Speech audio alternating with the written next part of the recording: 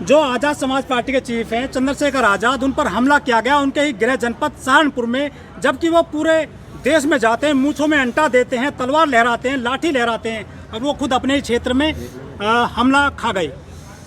नहीं तो मूंछें ऐंठना, चश्मा लगाना या तलवार लहराना और शक्ति प्रदर्शन करना ये अलग चीज़ है, और उसके ऊपर हमला करना, कोई आकर के पीछे से गोली चला दे तो ये अलग चीज़ है। जो आदमी मूंछें रख रहा है, जो आदमी चश्मा लगा रहा है, जो आदमी एक तरीके से अपने आप को बताने की कोशिश कर रहा है कि मैं बहादुर हूँ, तो वो उसको दिखा रहा है ना। लेकिन जो कायराना तरीके से पीछे से आकर के गोली चला रहे हैं और पता ही नहीं सामने वाले को, तो वो कायराना हरकत है। तो ये कहना कि मूंछें ऐंठना या तलवार लहराना और उस पर फिर चंद्रशेखर पे गोली चलता, गोली एक अलग विषय है, और मूंछों पे ताप देना, चश्मा लगाना, तलवार लहराना वो एक अलग विषय है। अगर ये लोग इतने बहादुर थे जिन्होंने गोली चलाई, जिन्होंने फायरिंग की है, अगर वो वास्तव में बहादुर थे तो उनको चाहिए था कि पहले कहते कि हम चंद्रशेखर को फलां दिन फलां जगह गोली मारेंगे, तो शायद हो सकता है चंद्रशेखर भी अपने लोगों के साथ वहाँ आता और कहता कभी आओ चलो देखते हैं। तो दोनों बात अलग है, मूंछें पे ताप देना, तलवार लहराना अलग है, और वहीं दूसरी तरफ जो है वो अगर आप कहेंगे कि चंद्रशेखर पर हमला हुआ तो वो अलग है, हमला अलग है। लेकिन एक राजनेता के तौर पर उनकी जो व्यक्तित्व है, मूंछों में अंटा देना, तलवार लहराना, गाड़ी से बाहर निकालना, काफिला लेकर चलना, ये कितना जायज मानते हैं राजनेता के लिए? देखिए, राजनेता को गंभीर होना चाहिए, एक्टिविस्ट को गंभीर होना चाहिए, सोशल वर्कर को गंभीर होना चाहिए। ये जो आप जो बात कह रहे हैं, चंद्रशेखर अगर मूंछों पे ताप देता है तो ये शौक है, ये शौक है भाई। उसको वो दिखाना चाहता है कि मेरे समाज को मूंछें रखने पर हत्या की जाती है, मेरे समाज को चश्मा लगाने पर हत्या की जाती है, मेरे समाज को घोड़ी चढ़ने पर हत्या की जाती है, मैं रख रहा हूँ, जिसको जो करना मेरा करके देखो।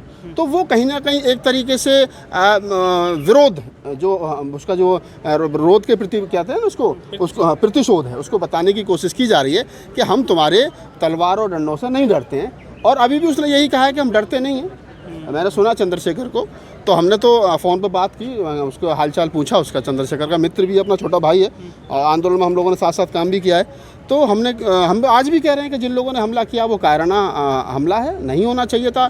और जिस उत्तर प्रदेश में ये कहा जाता है कि भाई रामराज है और योगी जी की सरकार है, सारे गुंडे माफिया यूपी छोड़ करके जेल भाग गए, बॉर्डर पर चले गए, पता नहीं बड़े बड़े लंबे स्लोगन लिखे जाते हैं बोर्डों पर, तो ये योगी सरकार को चिंता का विषय है। योगी सरकार सोचे अपने आप में कि क्या सही मायने में यही रामराज है, इसी रामराज की कल्पना आप लोगों ने की थी, या यही रामराज है आपका जिसमें SC ST OBC और मुसलमान सुरक्षित नहीं है? लेकिन सर, जो भीम आर्मी के चीफ हैं चंद्रशेखर आज़ाद, ये भीम आर्मी चलाते हैं, आर्मी से मतलब सुरक्षा करने वाले, खुद इन पे सुरक्षा मांग रहे हैं। अब ये कैसी भीम आर्मी है?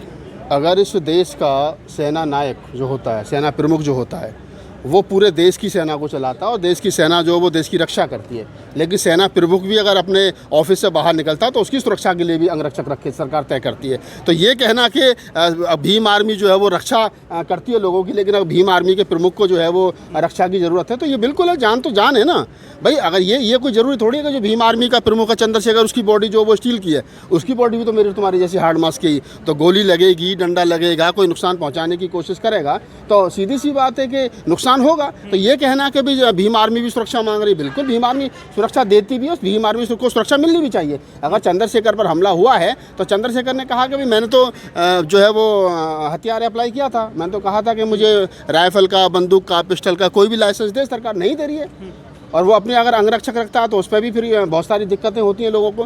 तो उसको चाहिए, सरकार को चाहिए कि उसके लिए अगर इस देश के अंदर कंगना रनौत को जेड सिक्योरिटी की सुरक्षा मिल सकती है तो वो तो कोई, मैं तो समझता हूँ कि वो तो कोई एक्टिविस्ट बाबा को बहुत सारे बाबाओं को मिली हुई है, और बहुत सारे पुजारी पंडे पुजारियों को मिली हुई है। तो ऐसे में अगर आपको लगता है कि जो चंद्रशेखर देश भर में इस देश के 85% बहुजन समाज की आवाज़ को उठा रहा हो, बुलंद कर रहा हो, और उस पर जानलेवा हमला हो रहा है, तो सरकारों को चाहिए कि उसको सुरक्षा मुहैया करें। चंद्रशेखर पूरे देश में कहीं भी जाते हैं तो नारा लगते हैं कि शेर आया, शेर आया। हाँ। और उस शेर को सहारनपुर में उसकी मांद में ही जो है हमला किया गया उस पर। ये तो क्या कुंद हो गई है इनकी सुरक्षा, जो एक मतलब ताकत थी? मैं क्या कह रहा हूँ आपको, आप इस चीज़ को समझिए, आपने कहा कि शेर आया, ठीक है, अच्छी बात है, ये युवाओं का जोश है, इस प्रकार के नारे लगते हैं कि देखो देखो कौन आया, शेर आया, तो ये सच्चाई है। और वो जिस प्रकार से गोली लगने के बाद में चंद्रशेखर भयभीत नहीं है और उसने कहा है कि मैं बिल्कुल भयभीत नहीं, और मैं अपने लोगों से कहता हूँ कि वो शांति बनाए रखें, तो यही एक बहादुर आदमी की पहचान है।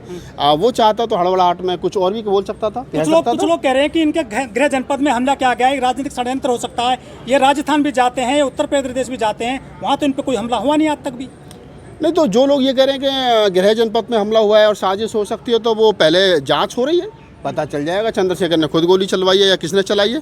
और अगर ऐसा चंद्रशेखर ने खुद गोली चलवाई है तो ऐसा कौन सा शूटर है, उससे तो हम भी मिलना चाहेंगे कि जो ऐसा एक्सपर्ट हो के बिल्कुल मतलब 1 इंच इधर ना उधर बिल्कुल छू के ही निकल जाए और बाहर से गोली मारे, गोली जो है गाड़ी का खिड़की भी तोड़े और उसके बाद अंदर छू के भी निकल जाए, तो ये तो बड़ा कमाल का यार शूटर है। इतना ट्रेनिंग कहाँ से ली उस शूटर को, तो भारत रत्न मिलना चाहिए। लेकिन जो चंद्रशेखर जी ने कहा है कि हमें जो ट्वीट नहीं किए हैं बहन जी योगी जी, वो उनकी जो मांग की है उन्होंने ट्वीट की, क्या ऐसे मांगा जाता है समर्थन? नहीं, बहन जी को मैं तो मुझसे भी पहले सवाल पूछा बहुत सारे हमारे पत्रकार साथियों ने कि बहन जी ने ट्वीट नहीं किया है, अखिलेश ने किया और तमाम लोगों ने किया, तो मैं तो अभी भी कह रहा हूँ कि बहन जी को ट्वीट करना चाहिए। ये जो बिखराव हो रहा है बहन जी और चंद्रशेखर के बीच में, आज शायद 11 बजे बहन जी की पीसी थी, क्या कहा उन्होंने पता नहीं अभी, तो हो सकता है उन्होंने कुछ कहा हो, नहीं कहा तो बोलना चाहिए।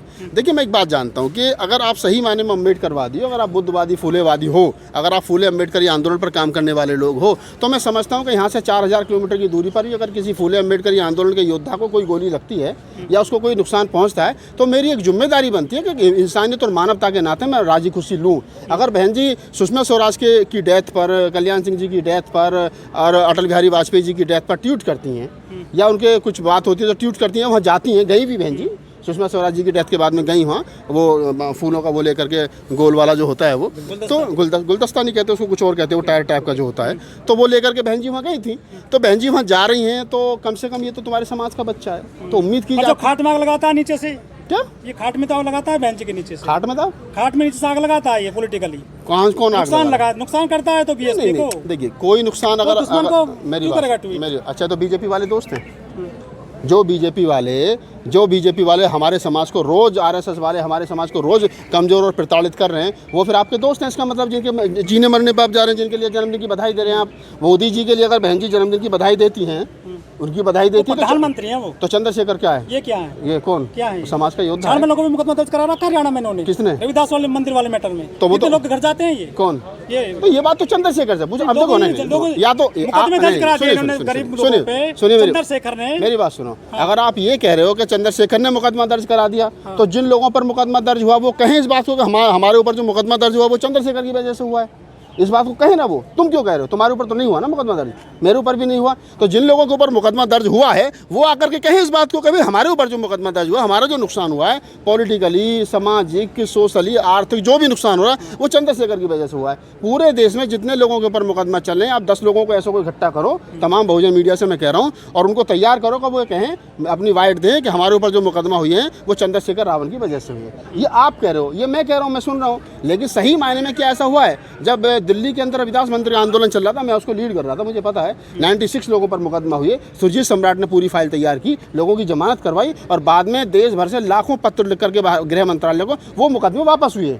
तो जिन लोगों को जानकारी नहीं, उनको मैं बता दूं कि रविदास मंदिर मामले में जिन लोगों पर 96 लोगों पर मुकदमा दर्ज हुए थे, सरकार ने मुकदमा दर्ज किया तो सरकार ने वो मुकदमा वापस ले लिया है। तो ऐसा नहीं है कि दबाव नहीं बनाया गया सरकार पर, दबाव बनाया गया। नहीं दे रहा, मेरा विरोध भी नहीं कर रहा है और मेरे हाँ में भी नहीं, तो इसका मतलब अगर वो मौन है तो उसका मौन समर्थन मेरे साथ है। अगर हम गलत कोई हमारे सामने गलत हो रहा है और अगर हम उसका विरोध नहीं कर रहे हैं और हम मौन है, तो हम कहीं ना कहीं उसको समर्थन दे रहे हैं। अगर बहन जी आज की तारीख में उनको लगता है कि चंद्रशेखर गलत कर रहा है, तो बहन जी खुल करके कहें चंद्रशेखर गलत कर रहा है, इसका समर्थन समाज इसका साथ छोड़े। लेकिन अगर बहन जी ये भी नहीं कर रही है और बहन जी उसको इग्नोर भी कर रही हैं, तो इसका मतलब बहन जी का मौन समर्थन उसके साथ है। और बुद्धिज्म में यही सिखाया जाता है, बुद्धिज्म में मेडिटेशन में क्या सिखाया जाता है? मेडिटेशन में यही तो सिखाया जाता है कि आप अगर आपके सामने आपको लग रहा है अभी ठीक है, ये गलत नहीं हो रहा, सही नहीं हो रहा, ठीक चल रहा, तो चलने दो। बहन जी के भाई गुजरे जब ट्वीट ने किया चंद्रशेखर ने, माँ